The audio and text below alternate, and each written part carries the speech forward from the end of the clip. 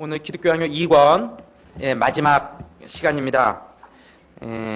14권인데요. 2권 끝나면 다음 주부터 뭐 하느냐? 3권 시작합니다. 기독교학교 3권이 마지막인데요. 이제 다음 주에 오시면 세 번째 3권 교회론, 2권까지는 성령론이고 3권은 교회론을 마지막으로 하게 됩니다. 오늘 성령론의 마지막 부분, 예정 나의 구원은 하나님의 은총 196쪽입니다. 21장 영원한 선택. 사람들이 칼빈 하면 많이 떠오르는 단어가 뭐냐면 예정론이라는 겁니다. 칼빈의 예정론.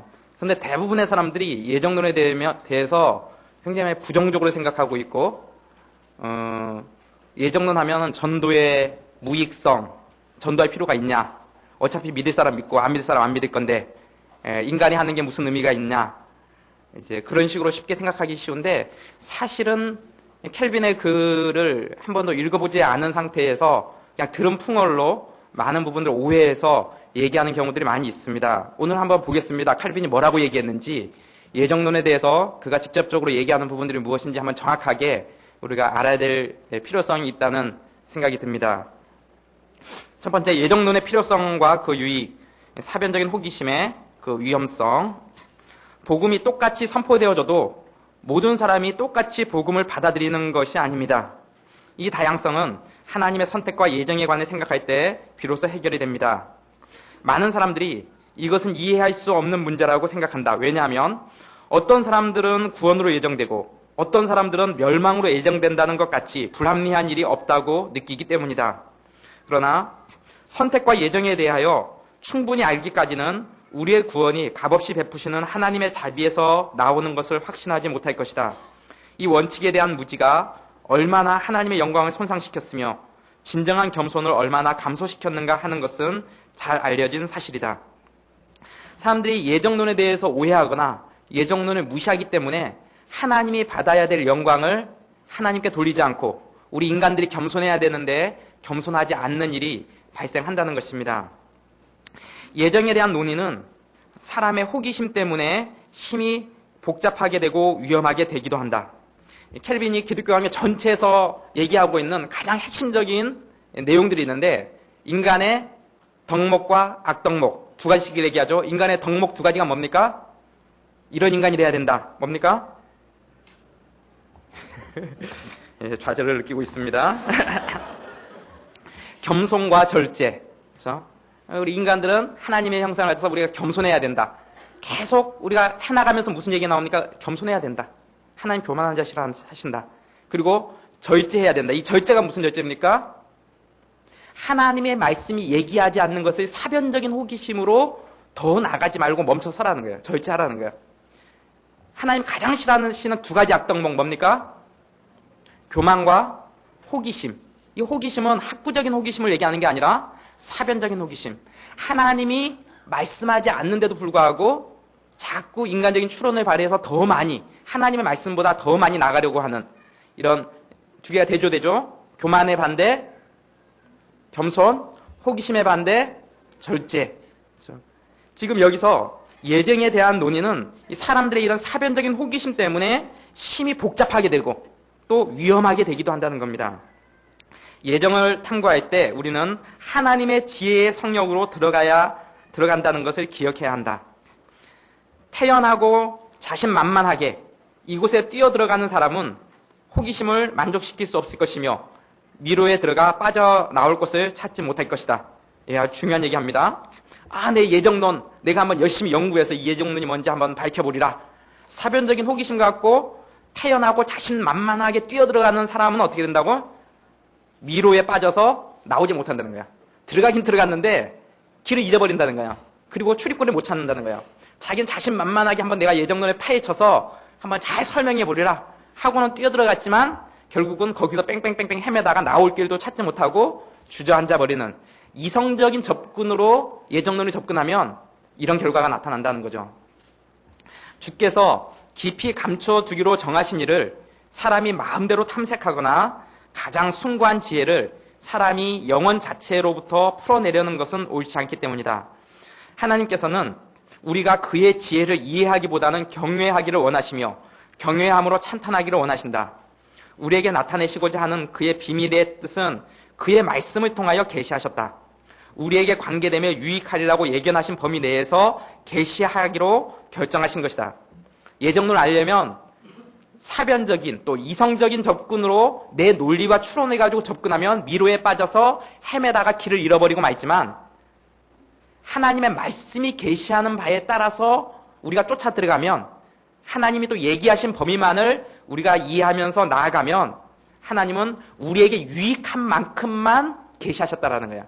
그래서 그 범위까지만 나가면 우리가 충분히 많은 영적을 누릴 수가 있고 그 하늘에 속한 비밀을 성경이 얘기하지 않는 범위를 우리가 더 나가서도 안 되고 성경이 얘기하는 걸 우리가 무시해서도 안 된다는 거예요.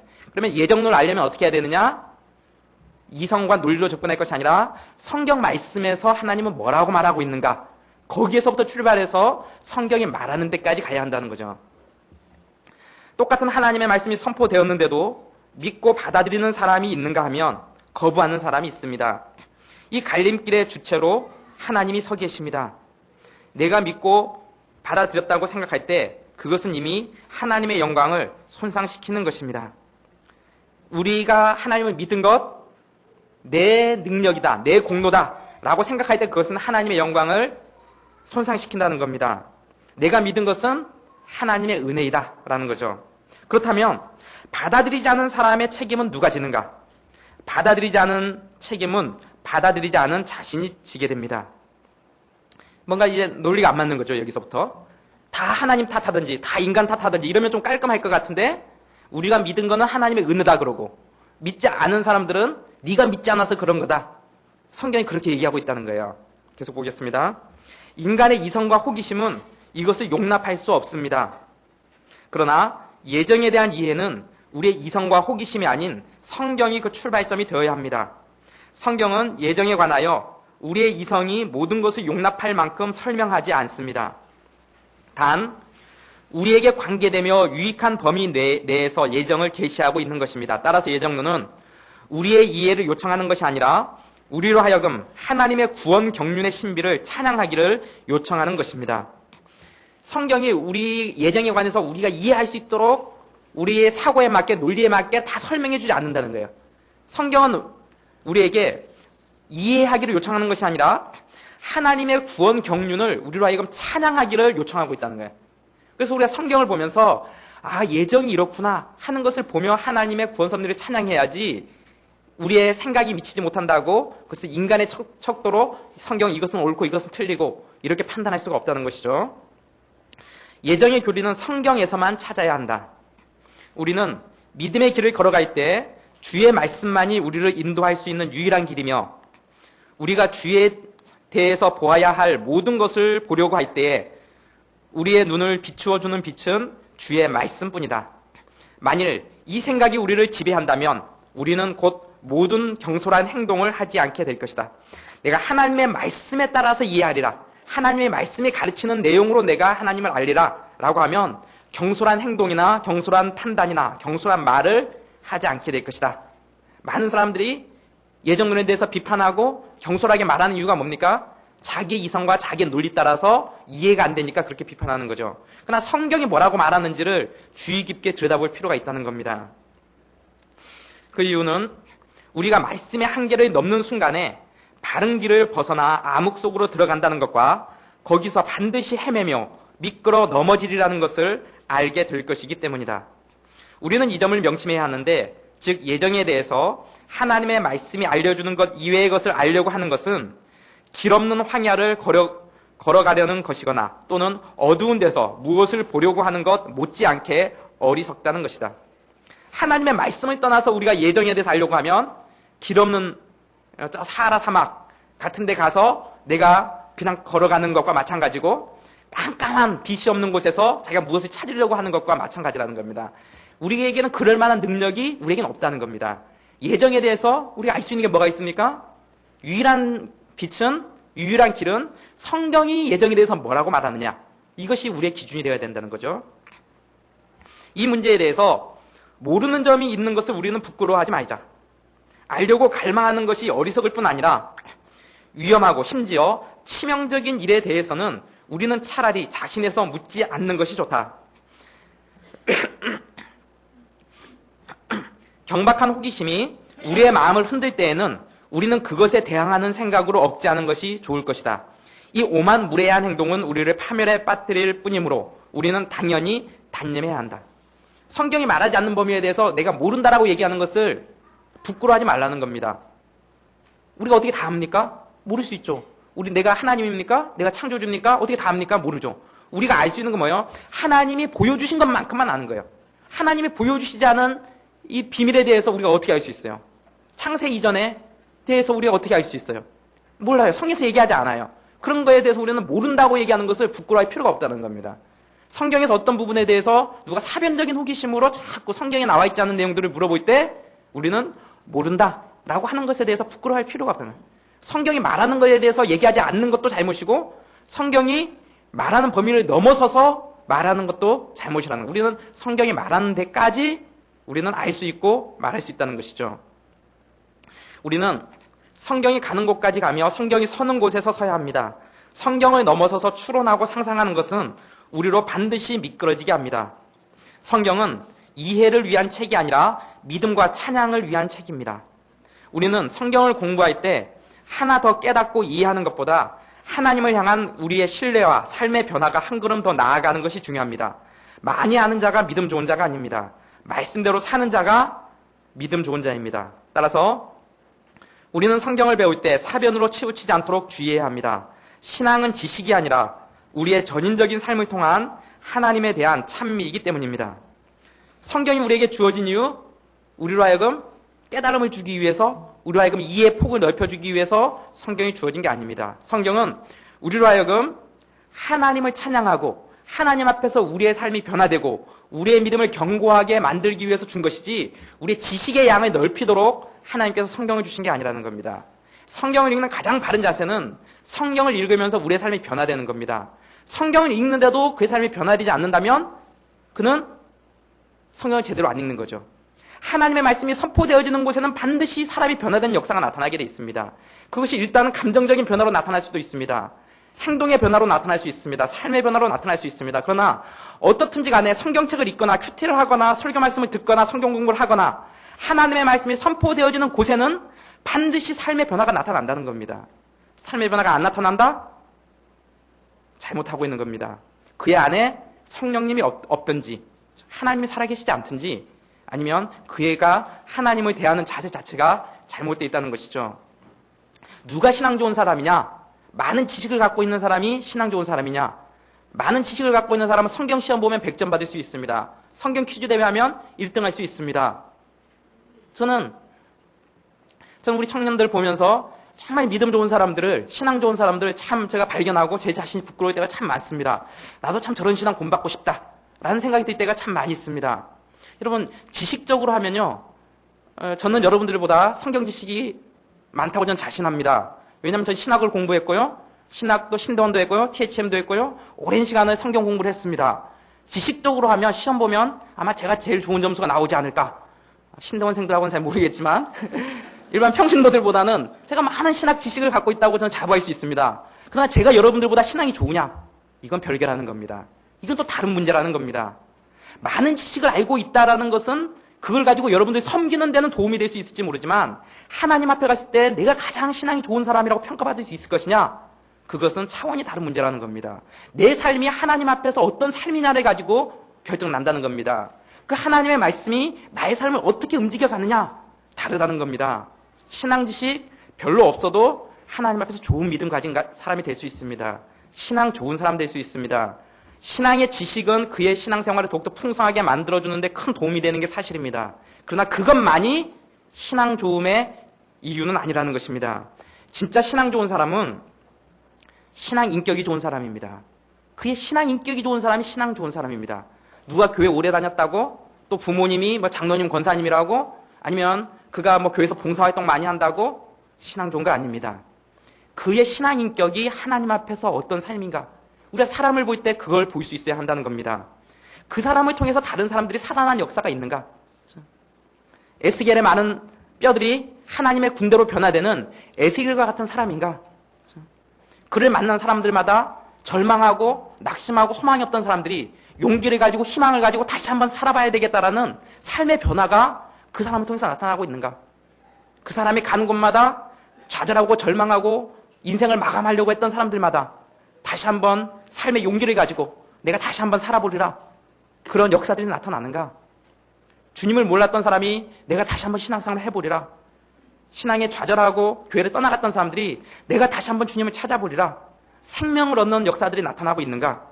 하나님의 축복의 통로로 쓰임받고 있는가? 이런 사람이 하나님의 사람이고 이런 사람이 믿음 좋은 사람이라는 겁니다. 직분과 타이틀로 얘기하려고 하면 안 됩니다. 자기가 갖고 있는 신앙 지식 가지고 교회 다닌 짬밥 가지고 이런 거 갖고 접근해서는 안 된다는 겁니다. 내 삶이 하나님 앞에서 어떤 삶인가? 내가 하나님을 사랑하고 이웃을 사랑하는가? 나로 인해서 형제들이 살아나고 있는가? 내가 가는 곳마다 형제들이 자매들이 상처받고 팍팍 쓰러지고 있는가? 내가 가는 곳마다 사람들에게 치유와 회복의 역사들이 나타나는가? 여기에 그 사람의 신앙의 상태가 나타난다는 것입니다.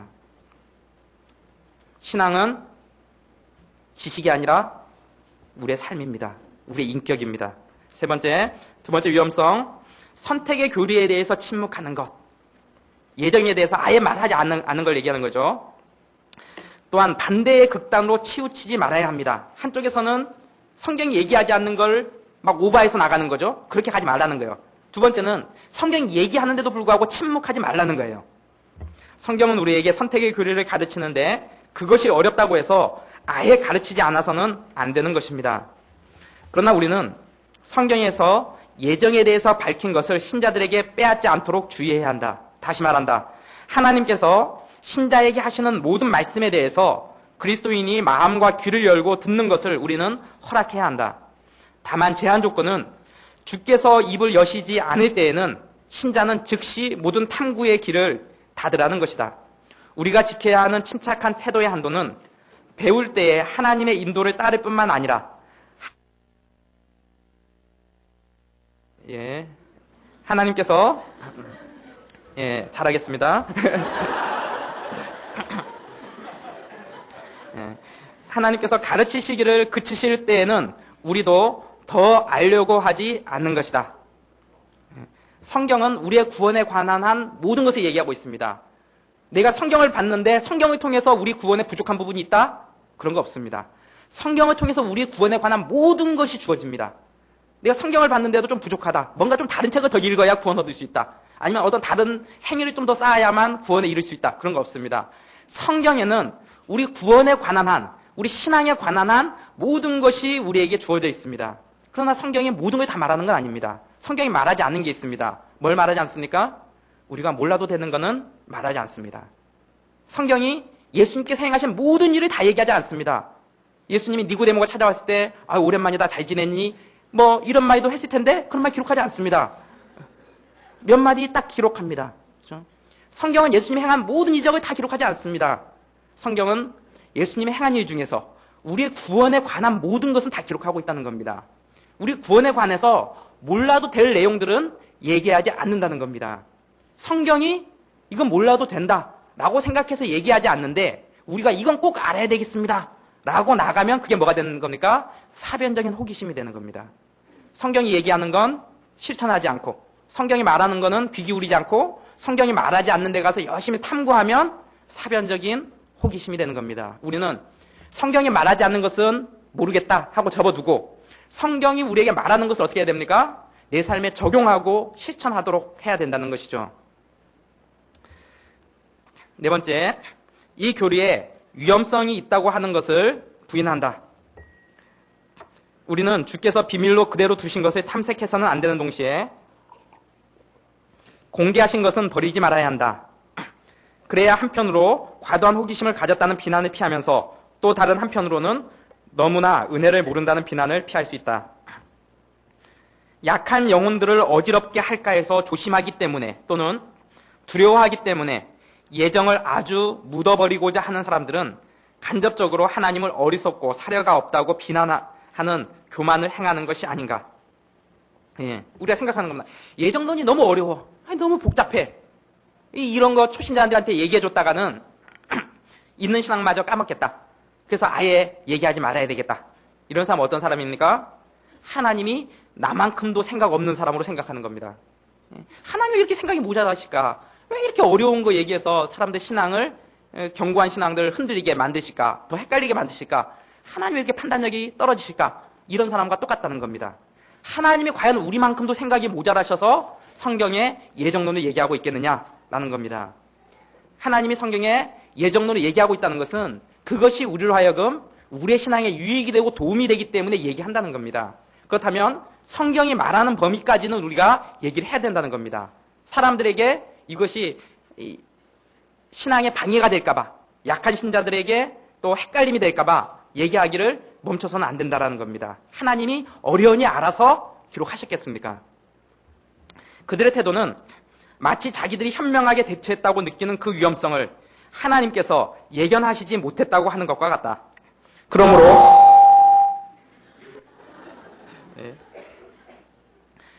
그러므로 예정의 교리를 비난하는 사람들은 마치 하나님께서 교회에 해로운 일을 지각 없이 누설하셨다는 듯이 노골적으로 하나님을 비난한다. 예정론이 위험하다고 가르치지 않는 사람은 하나님의 판단보다 자신의 판단이 옳다고 하는 교만을 가진 사람입니다. 우리는 성경이 말하는 범위 내에서 예정을 말해야 합니다. 예정론을 피해서도 안 되며 사병과 호기심으로 넘어가서도 안 됩니다. 예정론의 가르침에 기준이 되는 것은 성경입니다. 지금까지는 예정론을 성경이 말하는 거 이상 오바해서 사변적으로 나가서도 안 되고 성경이 말하는데 침묵해서도 안 된다. 예정론은 성경이 말하는 범위 내에서 말해야 된다. 라고 얘기를 했습니다. 이제 그 예정론의 내용으로 들어갑니다. 하나님의 예정과 예지, 이스라엘의 선택. 하나님이 이스라엘을 선택하신 것은 이스라엘에 어떤 공로가 있기 때문이 아니었다. 이것은 하나님의 일방적인 은혜의 언약에 의한 것이었다. 하나님이 이스라엘 선택의 의미는 그들이 풍성하게 가진 모든 좋은 것의 근원이 하나님이시며 그들에게는 그렇게 큰 영예를 받을 만한 가치가 전혀 없기 때문에 하나님 스스로에게서 그 원인을 구하셨다라는 것을 그들로 깨닫게 하려는 것이다. 하나님께서 우리를 언제 구원하셨습니까? 우리가 의인일 때, 우리가 잘났을 때, 똑똑할 때 구원한 게 아닙니다. 하나님은 우리가 죄인 되었을 때 하나님께서 그의 아들을 우리 위해서 죽게 하심으로 하나님께서 우리를 향한 자기의 사랑을 확증하셨다고 얘기합니다. 하나님 우리를 구원하신 것은 우리가 죄인일 때입니다. 다른 말로 하면 우리에게 아무 공로가 없을 때입니다. 내가 열심히 똑똑하게 뭔가를 정말 지적 탐구 자세를 가졌을 때 하나님이 우리를 구원하신 게 아니라 내게 아무런 것도 없을 때, 난 철저한 죄인일 때, 그때 하나님이 우리를 구원하셨다라는 것입니다. 여기에 하나님의 은혜가 있습니다. 그래서 그 밑에 아주 중요한 구절을 얘기합니다. 세 줄, 우리 밑줄 쫙, 별표 5개. 예정론의 핵심이 나옵니다. 예정론이란 뭐냐? 선택된 사람들이 자기의 구원을 돌아볼 때 그들의 인간적 가치와는 관계없이 하나님의 값없이 베푸시는 자비를 근거로 구원을 얻었다고 고백하는 것, 이것이 예정론의 핵심입니다. 예정론의 핵심은 뭐냐면은 구원 얻은 성도들이, 우리가 지금 구원 얻은 성도들이잖아요. 구원 얻은 성도들, 여러분 한번 생각해 보세요. 여러분이 구원 얻은 게 여러분이 잘나서 구원 얻었습니까? 아니죠. 그러면 뭐 때문에 구원 얻었습니까? 하나님의 은총으로 구원받았죠. 그걸 고백하는 게 예정론의 핵심이라는 겁니다. 전도할 때 써먹는 게 예정론이 아닙니다. 전도할 때 사람 앉혀놓고 실은 너가 예정됐는지 안 됐는지 내가 잘 모르겠는데 내가 전도해봐야 너가 예정된 사람이면 믿을 거고 예정 안 된 사람은 어차피 안 믿을 거 내가 아는데 그래도 하나님이 전도하라 그랬으니까 난 전도할 뿐이야. 너는 예정에 따라서 결론 날 거야. 이게 아니라는 겁니다. 어떤 사람은 자꾸 전도할 때 이걸 써먹으려고 해요. 전도하러 가면서 저 사람 예정됐을까? 하나님 예정된 사람 만나게 해주십시오. 하면서 이 사람이 전도하면서도 이 사람이 예정된 사람인지 아닌지 전도 받는 입장도 어설프게 어렴풋하게 알고 있는 사람은 어차피 당신 전도해봐야 내가 예정된 사람 같으면 언젠간 믿을 거고 예정 안 된 사람 같으면 안 믿을 건데 막 그렇게 너무 흥분하고 그렇게 얘기하지 마세요. 다 예정 따라 되는 거 아닙니까? 어설프게 예정론 알면 그렇게 반응한다는 겁니다.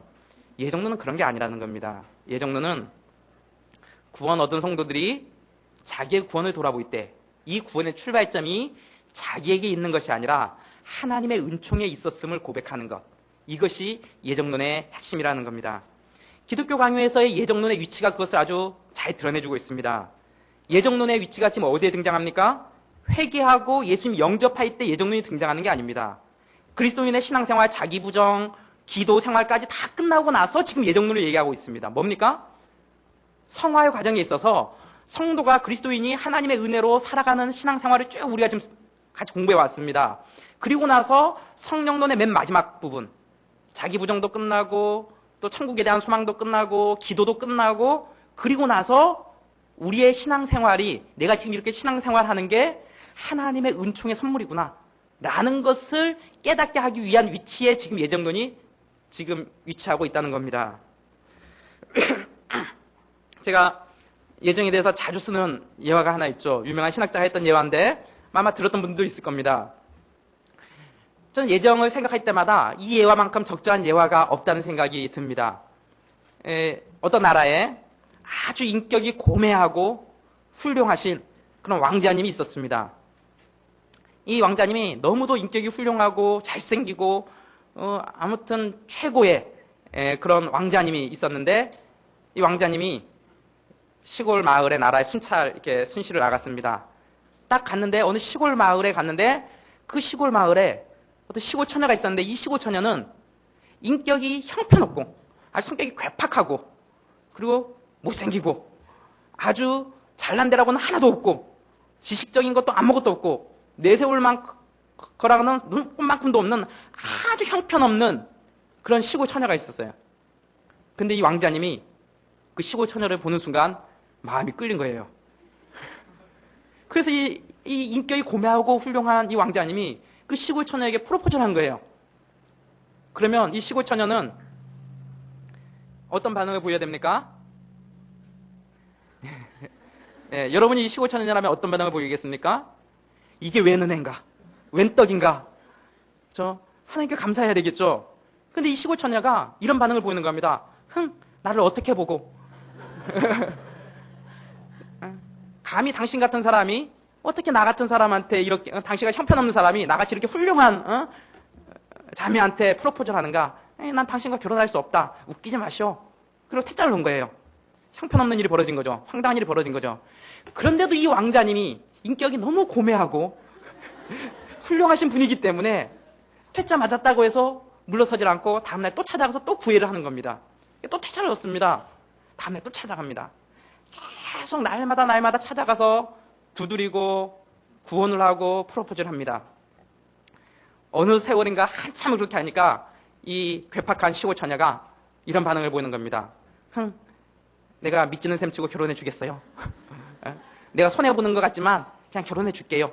하고는 결혼해서 왕자비가 되었습니다. 여러분, 이 시골 처녀가 왕자비가 된 게 자기 결단으로 이루어진 일입니까? 한편으로는 그렇다고도 볼 수 있겠죠. 그러나 그 이전에 뭐가 있었습니까? 끊임없이 찾아와서 그의 마음문을 두드리고 놓고 했던 그 왕자님의 구원과 사랑의 요청이 있었기 때문에 그 괴팍했던 그 시골 아가씨의 마음이 변화된 거 아닙니까? 우리가 예수님을 영접할 때 내가 예수님 영접하니까 내가 하나님의 자녀가 되었지 이렇게 얘기할 수도 있습니다. 어떤 측면에서 보면 그게 맞죠. 그러나 내가 결단하고 내가 선택한다고 다 하나님의 자녀가 됩니까? 끊임없이 하나님이 우리의 마음을 두드리고 우리가 거절하고 여러분 옛날에 이 중에 아마 예수 믿는 사람 핍박했던 사람들 많이 있죠? 예수 믿는 친구들 괴롭혔던 사람들 많이 있죠?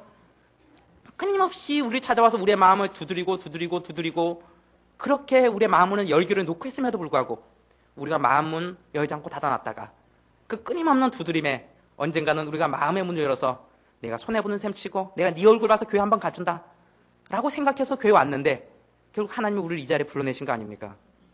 선행하시는 은총이 우리를 구원의 자리에 이르게 했다는 겁니다.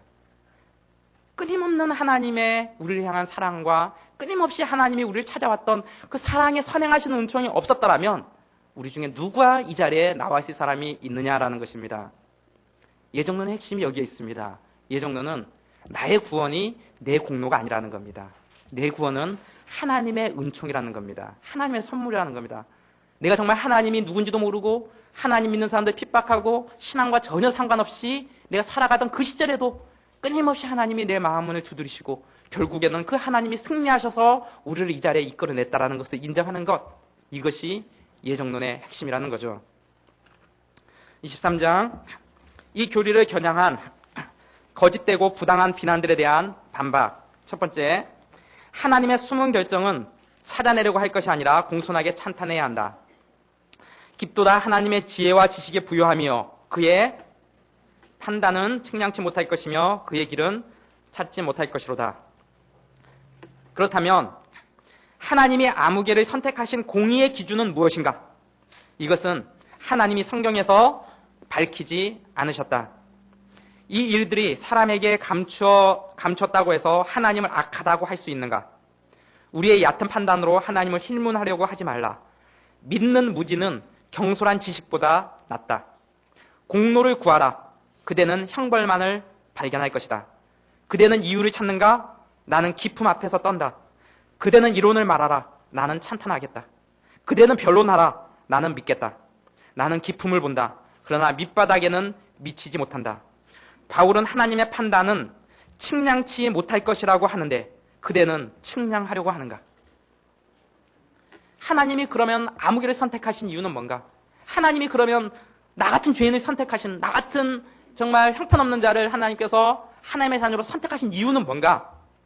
그것은 하나님의 비밀 안에 감춰져 있다는 겁니다. 알 수 없다는 겁니다. 성경이 왜 나를 하나님께서 선택하셨는지 말하고 있지 않다는 겁니다. 내가 내 공로를 구하면 우리는 형벌을 발견한다는 겁니다. 이유를 찾는가? 나는 기품 앞에서 떤다는 겁니다. 그대는 이론을 말하라. 나는 하나님의 구원의 은총을 찬양하겠다는 겁니다. 그대는 변론하라는 겁니다. 이게 옳다 그러다 논리적으로 맞는다 안 맞는다 변론하라는 겁니다. 나는 믿겠다는 겁니다. 나는 기품을 본다는 겁니다. 하나님의 구원의 은총을 찬양하겠다는 겁니다. 성경이 사고하기를 원하는 데까지 우리는 사고해야 합니다. 성경이 설하는 곳에서 설 수 있는 것이 신앙입니다. 많은 사변적 지식이 불신앙의 기초가 될 수 있습니다. 신앙은 우리의 이성을 뛰어넘는 믿음의 영역을 요청하기 때문입니다. 비판적으로 보는 시각은 일반 학문을 하는 데는 큰 장점으로 작용하지만 신학을 하는 데에는 약점이 될 가능성이 많습니다. 하나님과 성경 말씀은 판단의 대상이 아니라 신뢰와 찬송의 대상입니다. 우리가 말씀을 판단하려고 하지 말고 말씀이 우리를 판단하도록 해야 합니다. 우리가 하나님의 말씀이 틀렸다고 판단하는 그 순간에 하나님의 말씀이 우리 보고 틀렸다고 판단합니다. 내가 하나님의 말씀 앞에 나의 판단을 꺾고 무릎을 꿇을 때 하나님은 우리에게 맞았다고 하신다는 것을 기억해야 할 것입니다. 사람이 하나님 보고 신은 죽었습니다. 신은 죽었다. 라고 하면 하나님 어떻게 합니까? 넌 이제 죽었다. 이런다는 거예요. 순종한다는 게 뭡니까? 순종한다는 것은 하나님이 옳았습니다라는 고백이 순종하는 겁니다. 불순종이 뭡니까? 하나님 옳지 않습니다. 이게 불순종하는 겁니다. 하나님 그렇게 하면 안 됩니다. 하나님 옳지 않습니다. 그렇죠? 우리가 불순종하면 하나님 뭐라고 합니까? 아니야, 네가 틀렸어. 이렇게 나온다는 거죠. 순종하면 어떻게 됩니까? 네가 옳아. 이렇게 한다는 거예요. 그렇죠? 우리가 순종하는 행위는 하나님의 말씀이 옳습니다. 내 판단보다 하나님의 생각이 더 맞습니다. 라고 고백하는 행위가 뭡니까? 순종하는 거죠. 우리가 하나님을 인정하고 하나님께 순종하면 하나님이 우리를 세워주세요. 우리를 높여주세요. 그러나 우리가 하나님을 무시하면 하나님 앞에서 우리가 무시당합니다. 그렇죠? 하나님이 없다고 하면 하나님이 죽었다. 신은 죽었다. 그러면 하나님이 넌 이제 죽었다. 이러는. 죄의 책임은 누구에게 있는가? 불경한 자들은 사람이 죄를 짓는 것도 하나님의 예정 때문에 된 것이므로 사람에게는 죄의 책임과 벌을 받아야 할 이유가 없다고 주장합니다. 불경한 사람들이 그런다는 거죠. 그러나 사람은 하나님의 섭리가 정한 대로 넘어지지만 자신의 허물 때문에 넘어지는 것이다. 무엇 때문에 믿지 않는다는 거예요? 자기가 믿지 않는다는 거예요. 하나님은 세상을 선하게 창조하셨다. 그 지으신 모든 것을 보시니 보시기에 심히 좋았더라. 그러면 사람이 하나님을 배반한다고 하는 그 악은 어디에서 왔는가? 창조에서 왔다고 우리가 생각하지 않도록 하나님께서는 그에게서 나온 것에 대해서 시인하는 도장을 이미 찍어 놓으셨다. 사람이 하나님을 배반했죠. 악이 있었어요. 그렇죠? 그 악이 어디서 왔냐? 하나님이 만드신 악이냐? 하나님이 그렇지 않다는 것을 먼저 보여주시기 위해서 하나님이 지으신 모든 것이 심히 좋았다라고 먼저 낙인을 찍고 있다는 겁니다. 하나님에게 악의 책임을 전가할 수 없다라는 것이죠.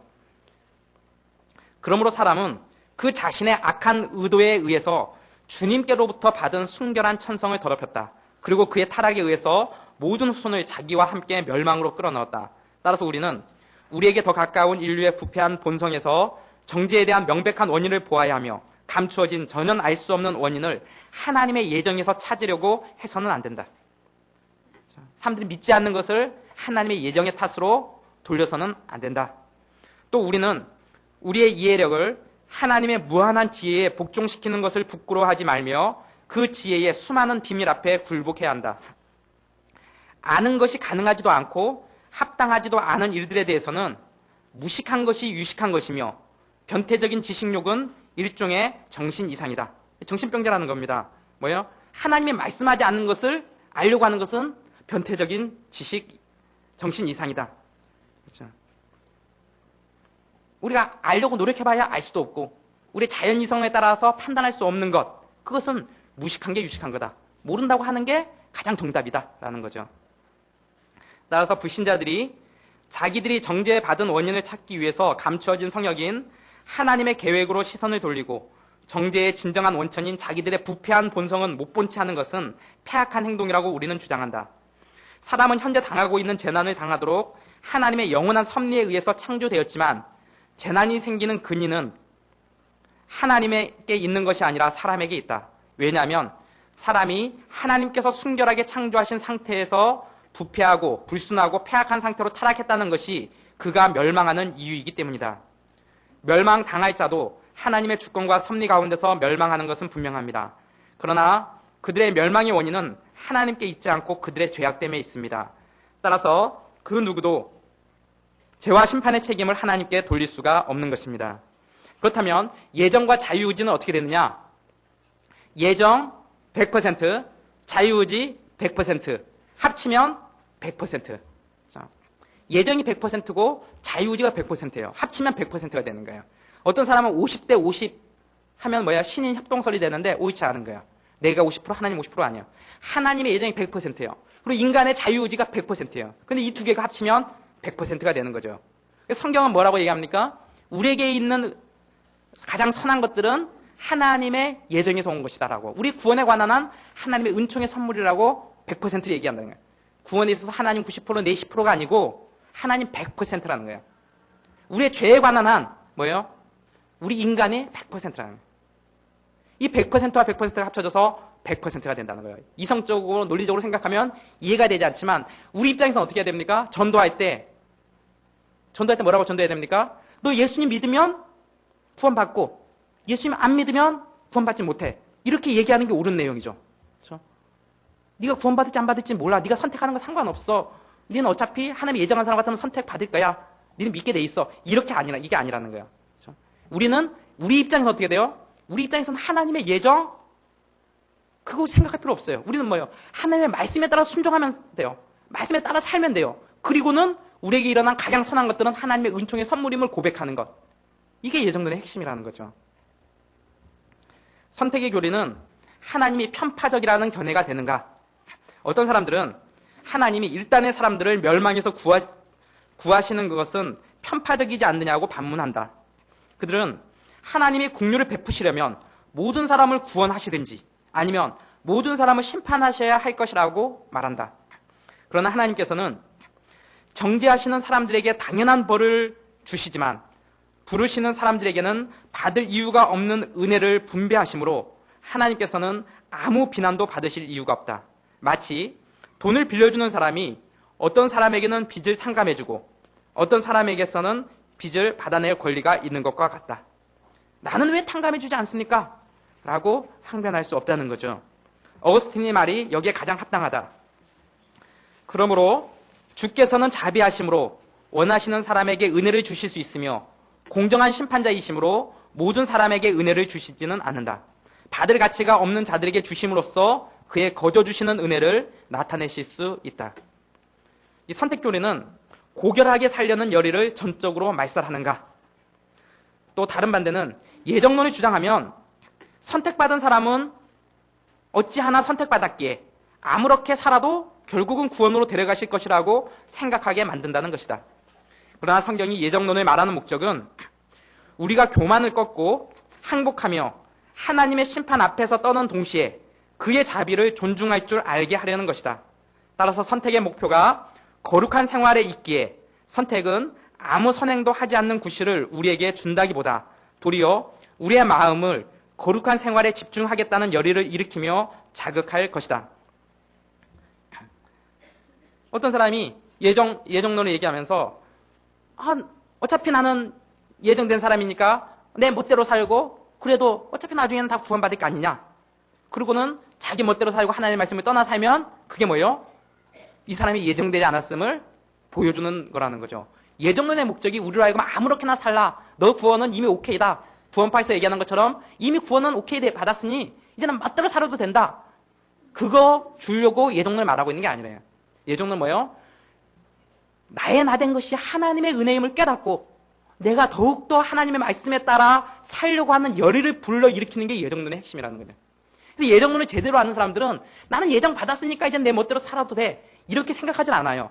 진짜 예정된 사람들은 어떻게 생각하냐면은 이 구원이 내가 정말 아무 공로도 없는데 하나님이 100% 은혜로 나에게 부어주신 은혜구나. 그렇다면 내가 더욱더 주를 위해서 순종하며 헌신하며 살아야지. 이런 거룩한 생활에 대한 열망이 그 안에서 일어나게 돼 있다는 거야. 이걸 갖고 악용하려고 하는 사람들은 나는 구원받았으니까 난 오케이다. 이런 사람들은 거꾸로 예정되지 않았음을 반증한다는 거야. 정말 하나님의 구원으로 내가 구원받았다면 아무렇게나 살 수 있어요? 그거 악용할 만큼 우리가 그렇게 똑똑한가요? 그렇지 않다는 거예요. 정말 하나님의 은총이 뭔지 아는 사람은 아무렇게나 살 수 없어요.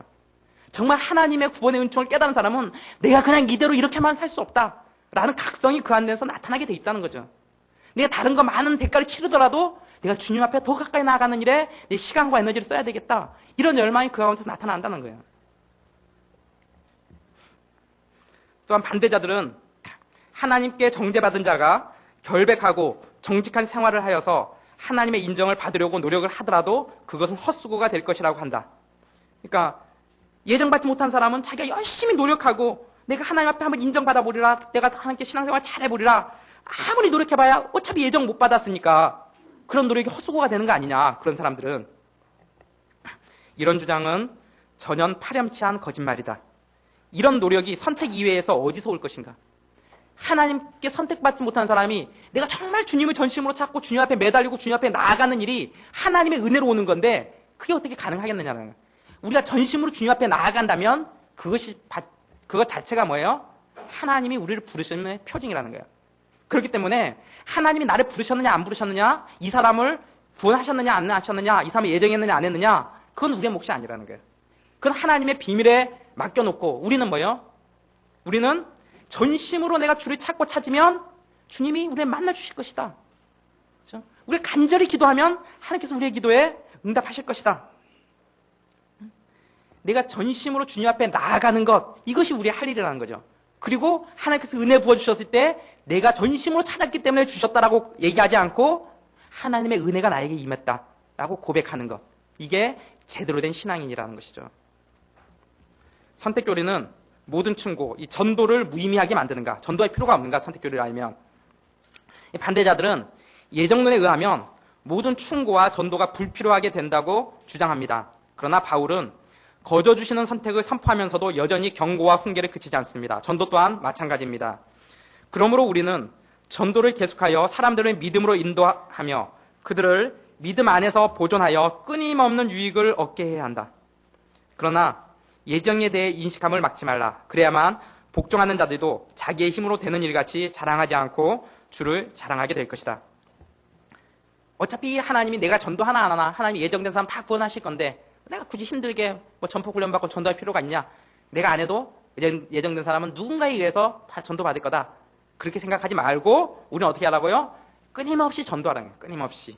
그리고 끊임없이 그들을 믿음으로 인도하는 일을 해야 한다라는 것이죠. 어거스틴은 하나님의 예정을 바르게 선포하는 데 있어서 모범을 보였다. 만일 어떤 사람이 전도할 때 당신들이 믿지 않는다면 그것은 당신들이 이미 하나님의 뜻으로 멸망하도록 예정되었기 때문이요 라고 말한다면 그는 태만한 마음을 조장할 뿐 아니라 악한 의도에 기회를 주는 것이다. 만일 미래에 대해서도 그들이 이미 정죄되었으므로 믿지 않을 것이라고 말한다면 이것은 가르치는 말이라기보다는 저주하는 말이 될 것이다. 그러므로 어거스틴은 이런 사람들은 미련한 선생이거나 악하고 불길한 예언자이므로 교회에서 물러나라고 정당하게 요구한다. 우리는 누가 예정된 수요에 포함되며 누가 포함되지 않는지를 모르므로 모든 사람들의 구원을 원하는 생각을 가져야 한다. 그러므로 우리는 사람마다 우리의 평화에 참가하도록 노력해야 한다. 그러나 우리의 평화는 평안의 자손들 위에 머물 것이다. 예정론의 핵심은 우리의 구원의 공로가 나에게 있는 것이 아니고 하나님께 있다고 하는 것입니다. 하나님의 절대 주권은 우리의 자랑을 무익하게 만들며 우리의 자랑의 근거는 하나님께만 있음을 확인시킵니다. 24장, 선택은 하나님의 소명으로 확인되나 악인은 예정된 공정한 멸망을 자초한다. 선택에 대한 확신을 얻는 바른 방법과 그른 방법. 내가 선택된 사람인지 아닌지 그럼 어떻게 알 수 있을 것인가? 내가 과연 선택된 사람인지 아니면 내가 지금 믿는 채 하고 있는데 선택되지 못해서 나중에 이게 취소돼 버리는 일은 없는지 이거 내가 어떻게 알 수 있는가? 얘기하고 있습니다. 우리가 선택되었다라는 확신을 얻으려고 할 때 가장 좋은 순서를 따르려면 선택을 확실히 증명하는 표징들, 즉 부수적인 표징들을 굳게 잡고 놓치지 않아야 한다. 사단이 신자들을 낙심시키려고 할 때 사용하는 가장 중대하고 위험한 유혹은 자신의 선택에 대한 의구심을 일으키는 것이다. 또한 인간의 그릇된 호기심은 최고의 영혼에까지 침투해서 하나님의 심판대에서 자기에게 어떤 결정이 있었는가를 알려고 하는 것이다. 태초에 하나님의 영원 전부터 나를 향한 예정이 무엇이었을까? 라고 우리가 고민하게 만드는 것. 이건 누가 주는 생각이라고요? 사단이 주는 생각이라는 겁니다. 그래서 우리의 구원을 헷갈리게 만드는 겁니다. 영원 전에 하나님이 나를 과연 구원하셨을까? 선택하셨을까? 고민하게 만드는 것, 사단이 우리를 넘어뜨리는 방법이라는 거죠. 그러나 이런 인간은 밑도 없는 소용돌이 속에 몸을 던져 그것에 삼키우고 말 것이다. 그는 풀려날 수 없는 무수한 올무에 걸리며 볼 수 없는 암흑 속에 묻혀버릴 것이다. 또 이 유혹은 우리의 거의 전부가 다른 어느 유혹보다도 가장 많이 빠지기 쉽기 때문에 그만큼 더욱 치명적이다. 따라서 파선을 면하려면 우리는 조심스럽게 이 바위를 피해야 한다. 여기 부딪히고서 멸망하지 않는 사람은 없다. 예정에 대한 논의를 험한 바다에 비유하기도 하지만 고의로 위험한 곳에 뛰어들지만 않는다면 그 바다를 건너는 뱃길은 안전하고 평온하며 심지어 상쾌하다고도 할 수 있다. 하나님의 말씀에 포함되어 있는 대로 선택을 바르고 합당하게 검토하는 사람들은 말할 수 없는 위로의 열매를 거둔다. 그러므로 우리의 탐구 방법은 하나님의 부르심을 출발점과 종점으로 삼아야 한다. 내가 과연 영원전에 선택받은 사람인가? 여기에 사변적으로 뛰어들어가갖고 파선하지 않을 사람 아무도 없다는 거야. 거기에 사변적으로 내가 과연 영원전에 선택된 사람인가? 고민하면서 들어가고 정답 얻고 나온 사람이 있을까요? 없다는 거야. 더 헷갈린다는 거야. 파선한다는 거야. 그럼 우리의 구원은 어떻게 확신합니까? 하나님의 약속의 말씀을 믿고 나가는 게 우리의 구원의 확신이에요. 단편적인 예로 예수 그리스도를 영접하는 자, 곧 그 이름을 믿는 자들에게는 하나님의 자녀가 되는 권세를 주셨으니 하나님의 약속의 말씀이죠. 내가 예수 그리스도를 내 인생의 주인으로 영접하면 뭡니까? 하나님의 자녀가 되는 거예요. 그거 믿는 거예요. 하나님이 세상을 이처럼 사랑하사 독생자를 주셨으니 이는 누구든지 저를 믿는 자마다 멸망치 않고 영생을 얻게 하려 하심이라 라는 말씀을 믿고 예수 그리스도를 영접하는 자, 그에게는 뭐예요? 하나님의 구원에 이른다는 거죠. 영원전에 나를 향한 선택이 과연 무엇이었을까? 고민하지 말라는 거예요. 그거 고민하면 빠져나올 수 있는 사람 아무도 없다는 거예요. 나는 하나님의 약속의 말씀을 믿고 그것을 받아들이면 그것이 뭐다? 내가 하나님의 구원받은 자임을 표징한다는 거죠. 여러분 가운데 이 믿음이 있는가 없는가를 돌아보는 게 중요하다는 거예요. 영원전에 우리가 선택되었는가를 사변적으로 알려고 하는 것은 무익하며 어리석은 일입니다. 우리의 선택은 성경이 가르치는 기준에 의해서 파악되어야 하는 것입니다. 그 성경의 기준은 그리스도 안에서 선택을 봐야 한다는 것입니다. 즉, 내가 그리스도를 구주로 영접했을 때 나는 그리스도 안에서 구원받은 자인 것입니다. 여러분에게 이 믿음이 있습니까? 그러면 여러분들은 선택받은 자인 것입니다. 그걸 확인하는 거죠. 저는 마치 이와 같다고 생각해요. 어떤 사람들은 하나님이 내 배우자를 영원전에 선택해 놓은 그 배우자가 도대체 누구일까? 거기서 뛰어들어가고 정답 발견한 사람은 없습니다. 하나님 꿈과 계시로 얘기해주면 그건 100% 아닌 거예요. 그런 사람 위험한 사람이에요. 그 바닷길에 들어가서 나올 수 있는 사람이 없어요. 영원전에 나를 위한 선택한 그 사람이 누구냐. 그걸 위해서 기도하는 건 괜찮아요. 그렇지만 하나님이 우리에게 주신 건전한 지식과 판단력을 갖고 해야지 누가 나타나서 나는 하나님께서 영원전에 선택한 당신의 배우자입니다. 이런 사람들은 여러분의 배우자가 돼서는 안 돼요. 용인으로 보내야 돼요.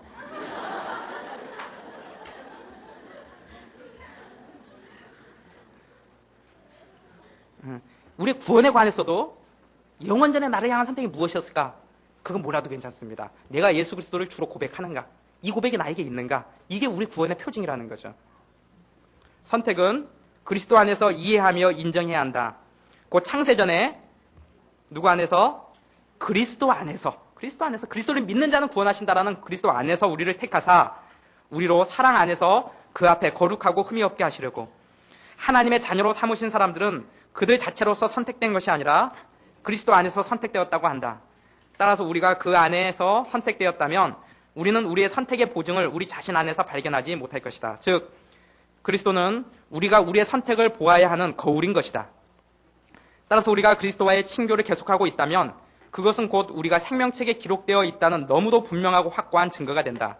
즉 그리스도를 믿음으로 영접한 사람들은 모두 하늘 아버지께서 자녀로 인정하시리라는 것을 우리에게 증거하시는 분이 그리스도이시다. 선택에 대한 확신은 하나님께 대한 우리의 기도를 촉진시키지만 우리는 기도를 드릴 때 오 하나님 만일 저를 선택하셨으면 저의 기도를 들어주소서 하는 태도를 취하거나 조건을 붙여 흥정을 하려고 해서는 안 된다. 우리가 하나님의 약속으로 만족하고 우리의 기도를 들어주시겠는지를 다른 데서 알려고 하는 것이 알려고 하지 않는 것이 하나님의 뜻이기 때문이다. 따라서 우리는 일정한 한도 내에 두어야 할 일을 이리저리 끌어내는 것은 삼가야 한다. 우리의 선택은 그리스도 안에서만 확인될 수 있습니다. 우리의 선택을 영원전의 결정으로 끌어가서 알려고 하는 호기심은 무익하며 어리석은 일입니다. 내가 그리스도를 나의 주님으로 영접했고 지금 그와 교제하고 있다면 나는 하나님의 선택받은 백성입니다. 그러나 그리스도를 영접하지 않고 그리스도와 교제하지 않는 그 누구도 자신은 하나님의 영원전에 선택받은 백성이라고 주장할 수 없는 것입니다. 따라서 우리는 사람을 대할 때 영원 전에 그의 선택 여부를 생각할 것이 아니라 그의 현재 속에서 그리스도와의 교제가 있는가를 보고 그의 선택을 알아야 하는 것입니다. 믿는 자는 선택된 자요, 거부하는 자는 선택받지 못한 자라는 겁니다. 참으로 믿는 사람은 탈락하지 않는다. 그러나 그리스도의 백성같이 보이는 사람들이 실제는 아닌 사람들이에요. 실제는 그리스도의 백성이 아니지만 그리스도의 백성 같아 보이는 사람들이 있어요. 교회도 보면. 이런 사람들이 그에게서 다시 떨어져 멸망으로 급행하는 것은 매일 있는 일이다. 그러나 이런 사람들은 진심으로 그리스도를 신뢰하고 그에게 매달린 일이 없는 것도 사실이다. 진심으로 신뢰해야만 우리는 선택을 굳게 확신할 수 있다. 떨어져 나간 자들도 선택된 자들과 같이 부르심을 받은 표징이 있다는 것을 나는 부인하지 않는다. 그러나 내가 신자들에게 복음의 말씀 속에서 선택의 확신을 구하라고 권고하는 것과 같은 선택에 대한 확신이 그들에게 있었다고는 결코 인정하지 않는다. 신앙이 있는 사람은요, 하나님의 말씀이 선포되어질 때 성령이 그 마음을 움직이세요. 성령이 움직이세요. 예수님이 우리 하나님의 자녀가 되었다는 표징이 뭡니까? 성령님이 우리 가운데 내주하시는 거잖아요. 내주하시는 성령. 내주하신 성령이 그 마음을 움직이는 거예요. 성령운동, 성령운동의 핵심은 하나님의 바른 말씀의 선포라고 생각해요. 성령운동을 어떤 신비적인 것으로 접근하려는 것 자체가 위험한 거예요. 성령운동의 가장 핵심은 하나님의 말씀이 임재하는 곳에 성령이 역사한다는 거예요. 그래서 하나님의 바른 말씀이 선포되면 그 마음에 변화가 나타나게 돼 있어요. 하나님 말씀이 바르게 선포되면 그 말씀을 거부해서 떠나가든지 그 말씀으로 인해서 그 안에 있는 성령이 자라가든지 자기 믿음이 자라가든지 이 두 가지 현상이 나타나게 되어 있다는 거죠. 성령이 그 마음에 없는 사람은 하나님의 말씀이 선포되어져도 그의 마음을 움직이지가 않아요. 하나님의 말씀을 듣는다고 해서 그의 영혼이 움직이는 일이 없어요. 왜 그렇습니까? 하나님 그 안에 없기 때문인 거죠. 그러나 하나님 말씀이 선포되어질 때마다 성령님이 우리 가운데서 반응한다. 내 신앙이 자라간다. 하나님 그 가운데 계시다는 거예요. 그러므로 우리는 이런 예가 있다고 해서 사람들이 신앙에서 떨어져 나가는 거예요. 주의 약속에 대한 흔들리지 않는 신뢰감을 버려서는 안 된다. 어떤 사람이 신앙생활 하다가 떨어져 나가요. 신앙을 포기해요. 나도 저렇게 될 건 아닌가. 염려하지 말라는 거예요. 여러분 가운데 진정한 신앙이 있다면 하나님께서 그 신앙을 놔버리지 않아요. 성도의 견인이라고 그러죠. 하나님 끌고 가는 거예요. 놓지 않아요. 그렇게 떨어져 나간 사람들은 애당초 그의 마음에 신앙이 없었던 사람들이에요.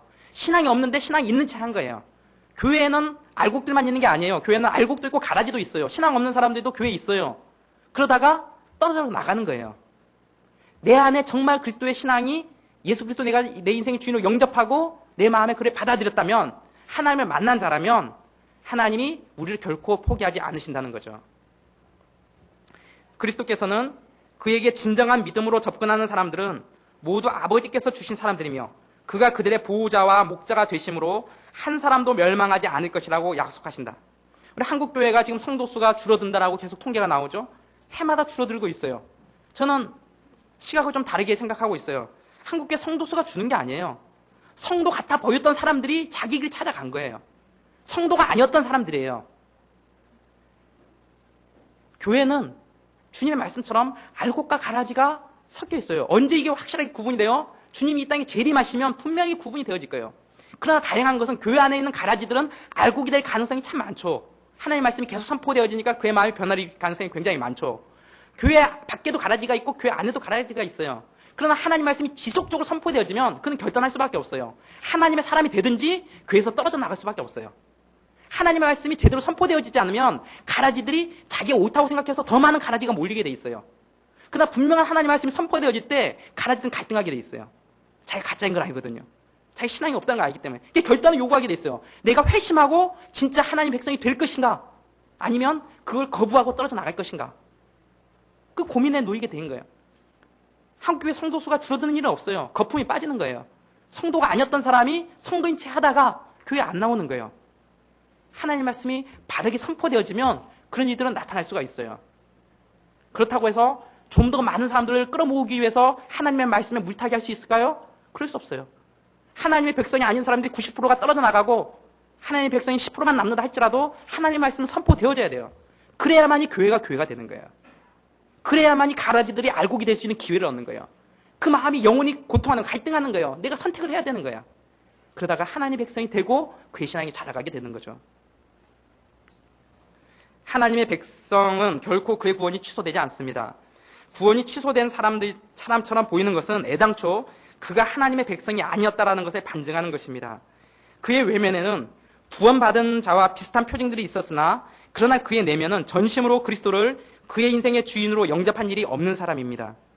우리가 내 인생의 주인으로 예수님을 영접하고 그에게 나의 삶을 위탁하며 그와 교제하는 사람은 결코 하나님의 구원의 반열에서 떨어져 나가지 않습니다. 일시적인 이탈이 있을지언정 하나님은 광야 생활 후에 그를 다시 돌이키십니다.